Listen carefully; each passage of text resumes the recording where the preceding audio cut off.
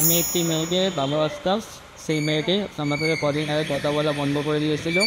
বোমা ফাটার শব্দে প্রেমিকা যদি ঘর থেকে বেরিয়ে আসে তাহলে কথা বলার সুযোগ হবে। কথাবার্তা পাঠিয়ে আমাদের বলতো টানতেন। এই সরল স্বীকারোক্তি প্রেমিকের।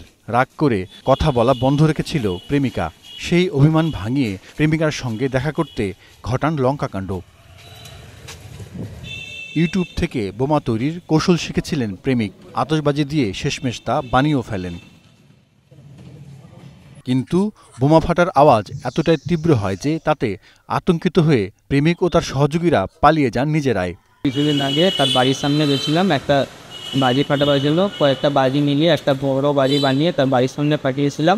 ভেবেছিলাম যে সে আসবে হয়তো কথা বলতে রাত্রিবেলা, সেটা আওয়াজ শোনে, কিন্তু তার জায়গায় এরকম বড় জিনিস হয়ে গেছিলো। আওয়াজটা শুনে আমরা নিজেরাই পালিয়ে গেছিলাম ভয়তে। গত ২৮ অক্টোবর মঙ্গলবার ছট পুজোর রাতে পশ্চিমবঙ্গের হুগলি জেলার বৈদ্যবাটি আবাসিক এলাকা বোমা বিস্ফোরণের তীব্র আওয়াজে কেঁপে ওঠে।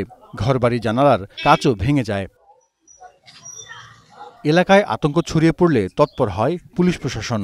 লোকজনকে জিজ্ঞাসাবাদের পাশাপাশি সিসিটিভির ফুটেজে সন্দেহভাজন মোটরবাইকের ছবি দেখে অনুসন্ধান শুরু করে। পুলিশ জানিয়েছে শুরুতে অভিযুক্তরা পলাতক ছিলেন।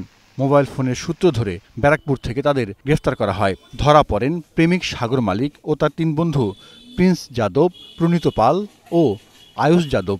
সবারই বয়স ১৮ থেকে ২০ বছর।